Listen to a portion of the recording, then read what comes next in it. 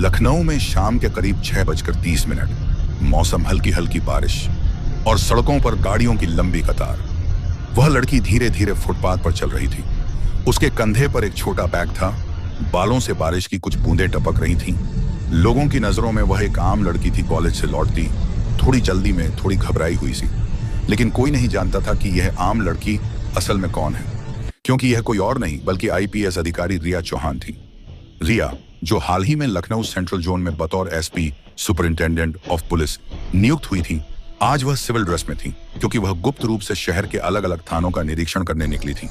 उन्हें लगातार शिकायतें मिल रही थीं कि कुछ थानों में महिला सुरक्षा से जुड़ी शिकायतों को गंभीरता से नहीं लिया जा रहा। रिया ने तय किया, आज देखती हूं असलियत क्या है। अंधेरे का कोना और वर्दी का दुरुपयोग। रिया एक छोटे रास्ते से होकर निकली जहां एक पुराना, कम रोशनी वाला थाना पड़ता था, हजरतगंज पुलिस चौकी। वह वहां पहुंची और बाहर खड़ी एक महिला कांस्टेबल से पूछा, मैडम, क्या यहां महिला सुरक्षा से जुड़ी शिकायतें ली जाती हैं? महिला कांस्टेबल ने थका हुआ सा चेहरा बनाते हुए कहा, हाँ ली जाती हैं, लेकिन आप अंदर जाइए, साहब बैठे हैं। रिया अंदर गई। कमरे में एक अधेड़ उम्र का इंस्पेक्टर बैठा था। नाम की प्लेट पर लिखा था राजवीर सिंह। घमंडी चेहरा और नजर में वह पावर वाली चमक जो अक्सर वर्दी के नशे में खोई होती है। रिया ने खुद को एक आम नागरिक बताकर पेश किया, सर, मुझे एक शिकायत करनी है। राजवीर ने सिर उठाया, नजरों से उसे ऊपर से नीचे तक देखा। कौन सी शिकायत? उसने कुर्सी पर पीछे टिकते हुए कहा, मेरे साथ रास्ते में कुछ लड़कों ने छेड़छाड़ की। मैंने कॉल करने की कोशिश की, लेकिन किसी ने मदद नहीं की। रिया बोली। राजवीर ने मुस्कुराते हुए कहा, अच्छा, तो अब मदद लेने आई हो। क्या नाम है तुम्हारा? रिया बोली, रिया शर्मा। रिया शर्मा, उसने दोहराया और फिर कहा, देखो रिया जी, अब शाम हो चुकी है, थाने में भीड़ भी है, कल सुबह आ जाना, तब रिपोर्ट लिख लेंगे। रिया ने कहा, लेकिन सर, अभी रिपोर्ट नहीं होगी तो वो लोग भाग जाएंगे। राजवीर ने एक व्यंग्यात्मक हंसी के साथ कहा, भाग जाएं तो क्या हुआ, तुम तो सुरक्षित हो ना, अब इतनी रात में शिकायत करने का क्या फायदा? रिया का चेहरा थोड़ा कठोर हुआ। सर, मैं एक नागरिक हूं और कानून कहता है कि ये एफआईआर तुरंत दर्ज होनी चाहिए। राजवीर का चेहरा बिगड़ गया। अरे ज्यादा कानून मत सिखाओ मुझे, मैं 20 साल से इस नौकरी में हूं, तुम्हारे जैसे 100 देखे हैं, अब फालतू नखरे मत दिखाओ। फिर उसने अपने मोबाइल से किसी को कॉल किया। हाँ हवलदार, यहाँ एक लड़की है, इसे समझा दो जरा कि ऐसे थाने में देर रात शिकायत नहीं की जाती। रिया सब समझ रही थी। वह शांत थी, लेकिन उनकी आंखों में अब आग थी। थोड़ी देर बाद हवलदार और एक सिपाही अंदर आए। इंस्पेक्टर ने कहा, ले जाओ इसे, थोड़ी पूछताछ करो, देखते हैं असल में मामला क्या है। रिया ने तुरंत कहा, मुझे पूछताछ नहीं चाहिए, बस रिपोर्ट दर्ज करें। राजवीर ने मुस्कुराते हुए कहा, तुम्हें पता है लड़की, यहाँ कैसे कैसे केस आते हैं, बहुत लोग नाटक करते हैं पैसे वसूलने के लिए। अब बताओ, सच में छेड़छाड़ हुई थी या कहानी बना रही हो? रिया की आंखों में अब गुस्से की चमक थी। वह उठी और बोली, सर, अगर आप चाहते हैं तो मैं अपना बयान लिखित में दे सकती हूँ, लेकिन मुझे अपमानित करने का हक किसी को नहीं है। राजवीर उठकर उसके करीब आया। देखो, ज्यादा बहस मत करो, यहाँ मैं इंस्पेक्टर हूँ और तुम्हें बताऊं कि कब और कैसे बात करनी है। फिर उसने हाथ बढ़ाया, फॉर्म तो मैं खुद भर दूं, पहले बैठो। रिया पीछे हट गई।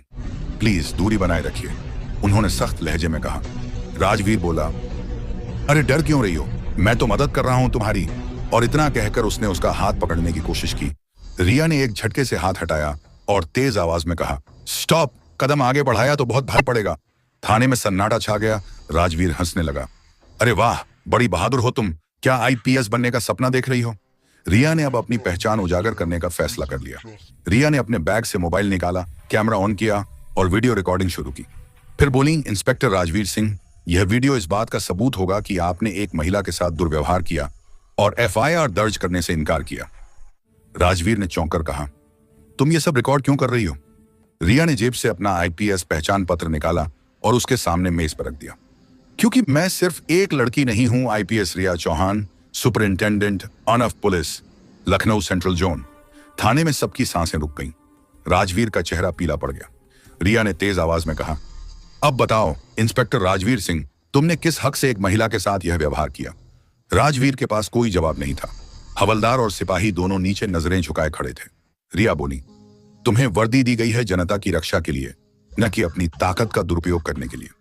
आज मैं सिविल ड्रेस में थी तो तुमने मुझे आम समझ लिया। अगर सच में कोई गरीब लड़की होती तो उसका क्या हाल करते? वह बोली, अब मैं देखती हूँ कानून तुम्हारे साथ क्या करता है। उन्होंने तुरंत वायरलेस पर कॉल किया। कंट्रोल रूम, हजरतगंज चौकी से बात कर रही हूँ। तुरंत एक महिला अधिकारी और टीम भेजो। इंस्पेक्टर राजवीर सिंह को सस्पेंड कर गिरफ्तार किया जाए। राजवीर वहीं कुर्सी पर बैठ गया, पसीना पसीना हो गया। थोड़ी देर में सीनियर अफसर और महिला टीम पहुंच गई। रिया ने पूरा मामला उनके सामने रखा और रिकॉर्डिंग दिखा दी। राजवीर ने बहुत सफाई देने की कोशिश की, पर सब बेकार था। अगले ही घंटे में राजवीर सिंह को निलंबित और सस्पेंडेड कर दिया गया। रिया ने प्रेस को बयान दिया, वर्दी किसी को भगवान बनने का अधिकार नहीं देती। कानून सबके लिए बराबर है, चाहे कोई आम नागरिक हो या इंस्पेक्टर।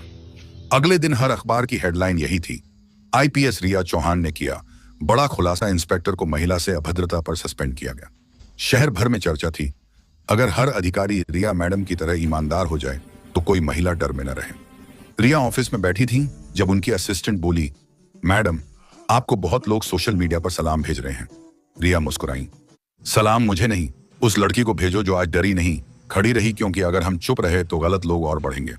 2 हफ्ते बाद कोर्ट में सुनवाई हुई। राजवीर ने कहा मैडम, रिया ने कहा माफी नहीं, सुधार जरूरी है। कानून किसी के बाप की जागीर नहीं है। जब तक तुम सस्पेंड रहोगे, हर दिन सोचो कि कैसे तुम्हारी एक हरकत ने पुलिस की इज्जत को दागदार किया।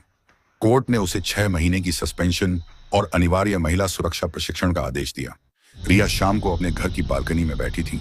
बारिश फिर से शुरू हो चुकी थी। उन्होंने आसमान की तरफ देखा और बुदबुदाई, अगर हर औरत अपनी आवाज उठाए तो कोई उसे दबा नहीं सकता।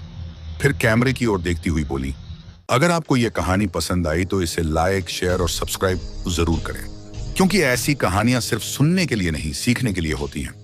वर्दी सिर्फ ताकत नहीं, जिम्मेदारी है। और जब एक आईपीएस अधिकारी महिला होकर भी न्याय के लिए खड़ी होती है, तो वो हर उस महिला की आवाज बन जाती है जो अब तक चुप थी।